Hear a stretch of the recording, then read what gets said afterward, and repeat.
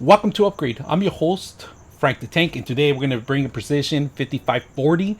We're going to take a look at it and what's the beefed up part of it and what's running, what's under the hood. And we're just going to see what we can upgrade on this machine and what you can run on this machine. I'm not going to do a Windows upgrading or Windows turned on or anything like that, because pretty much it's the same thing. I'm going to put the specs on the machine and you guys decide if this is the right machine for you or not. We're going to compare it with a Mac and see what's the size different and see what's the weight limitation. Also, it looks exactly like a Mac, to be honest with you, and it feels like a Mac. So let's take a look at it. It's a little heavy. The base price is about $1,100 to start with. Now, there's a lot of great things you can do on this machine by upgrading. First of all, you go upgrade the Intel chip that it's hosting inside. You could get it from an i7 to an i9 to a Xeon chip, and that's pretty much what I got, the Xeon in here. Now, they do give you 3 different options on the Windows itself. They even have Windows 10 Home, Windows 64, and they even have Linux for those people that like to go beyond programming. So now here's another thing that they also add a different kind of GPU on here, and they have the Quadro cards. So they start with the Quadro graphic card, a basic NVIDIA Quadro T1000, and then they have the higher end, the NVIDIA Quadro T2000. So there's different versions of it. If you don't want an Intel, if you don't want a Quadro card or an NVIDIA card, you can always settle for the basic HD graphics 630 card that is included by Intel. So on top of that, the screen is about 15.6 inches. There's a couple of things that you can do on this, manipulate. There's a lot of changes you can do on the website. When you're going to purchase something like this, you could change and modify it. The more you add to it, the more the price is going to go higher. Now, on top of the memory, you want to include maybe the M.2 included, the solid state hard drive, which you can get up to 2 or 3 terabytes depending on the pricing and depending on the market value. So let's take a look at it and see what's available right now. So right now, currently, I do have a 2 terabyte CPU M.2 in here, including a Xeon chip in here and the Quadro, the 2000, the T2000 card. So let's take a look at it and see what you get. First of all, if you guys can see the size, it's really small and slim. I'm gonna demo a little bit. It's really slim. It starts slim in the front, of course, and then it goes a little wider in the back. Inches wise, we're talking about half an inch, less than half an inch on the front, and then this one it goes a little less than half an inch. So if you guys can see, here's the measurement size right here, not even an inch on that one. So really slim. Now they give you a couple of great features in here, if you guys can see that. Now on this location here, if you guys can see it, there's a little button that you push in here, and this one actually tells you how much battery you like. And this battery is huge, and it will last you a couple hours, of course.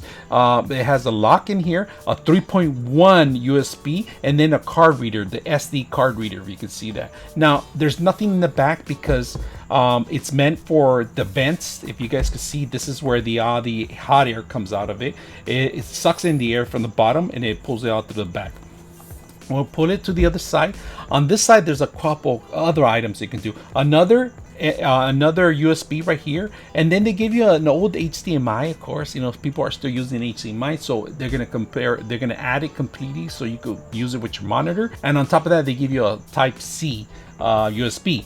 On top of that, they also give you a jack, a 3.5 millimeter jack that you could plug in here, of course. And then on the back end, they use the power, and this is a power that I kind of was a little hesitate of buying this because of the power. The power is really slim. It's a totally different power from the other Precisions and the other Dells that were available now. They're changing they're going back to the actual plug-in instead.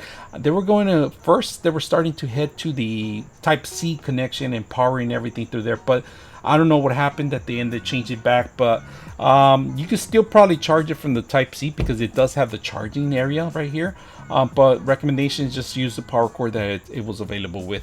Now, when you purchase something like this, if you guys notice, there is no NIC card. They give you actually a converter, a Type C converter to a NIC card, so you're able to go on your wire internet, of course. Now let's go take a look at it and open it up. And if I open it up, not the full 10 keyboard, all right, that you were expecting for the size of 15.6.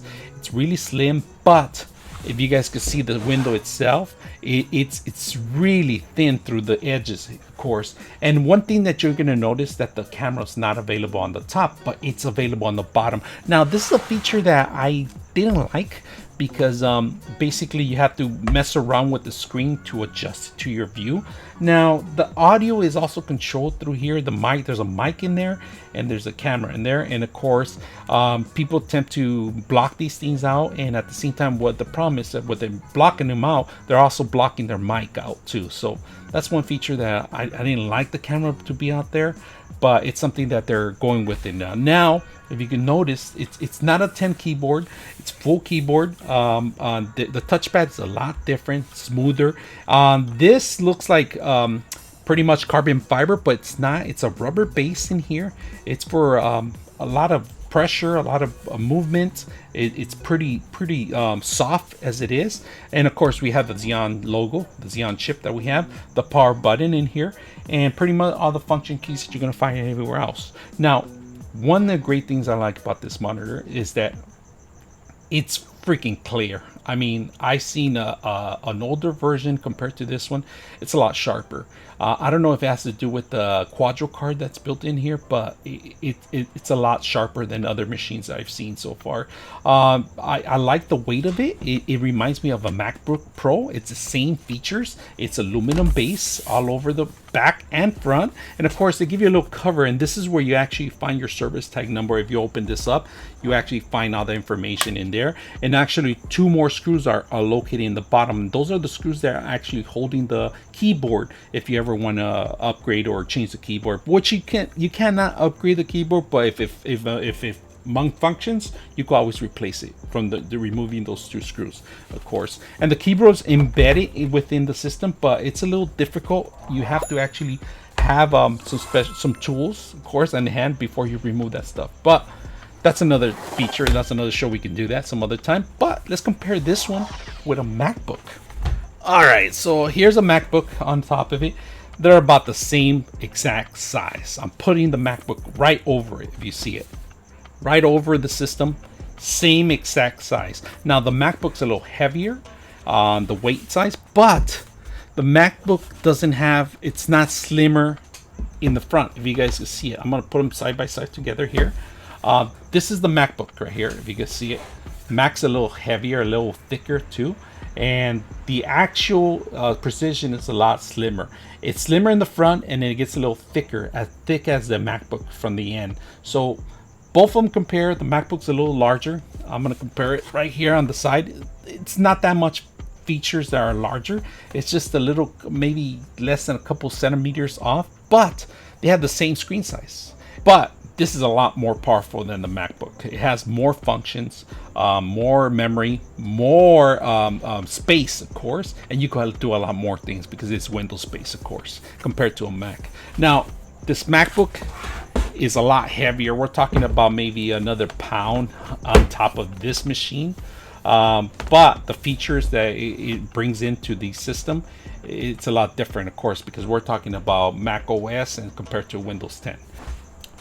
All right, so let's open up the Precision 5540. All right, so we took off screws 1, 2, 3, 4, 5, 6, 7, 8, 9, 10 screws, and then all you have to do is lift, but you have to find a little corner. Open up. There we go. There it is. There it is. Oh, you just gotta find an edge, and I don't want to scratch it, so I'm putting one of these in here. These are rags in here in the back. There we go. So we're gonna open it up. First time opening this up. See how powerful it is. There we go. Bam. So this machine's a little powerful. If you notice the battery, it is extremely large. We're talking about more than half. It's actually, it takes a percentage of the whole case itself. Of course, you have 2 memory sticks in here. There's no additional ones. These are the only 2 that we have available right now. Of course, you have your M.2 here, if you see it, your solid state drive in here. And then right here, we have a combination of the CPU and the GPU, of course. They get cooled down completely by the same copper stream area right here, where you actually can see all the air coming in and out. It cools down these copper pipes right here. They're treated already, of course. These are painted, so you won't see any rust or anything like that because they are made of copper. It's a good conductor other than gold.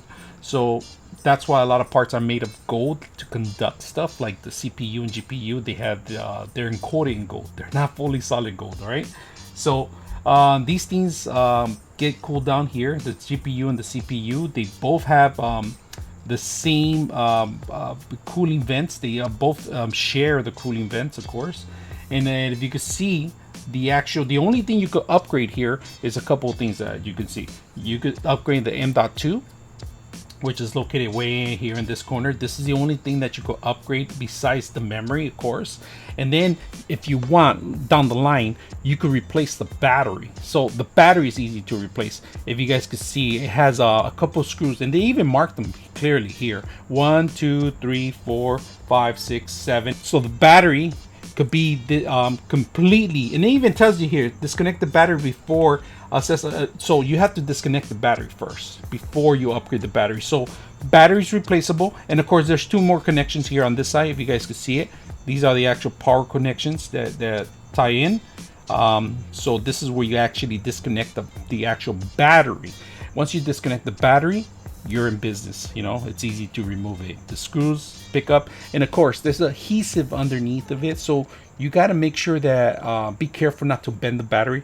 I've seen batteries when they actually start on fire because people bend them or some sort of friction on there, so be careful on that part. Don't recommend you, if you're not familiar with it, maybe just, you know, tug it up and down and take it out straight up.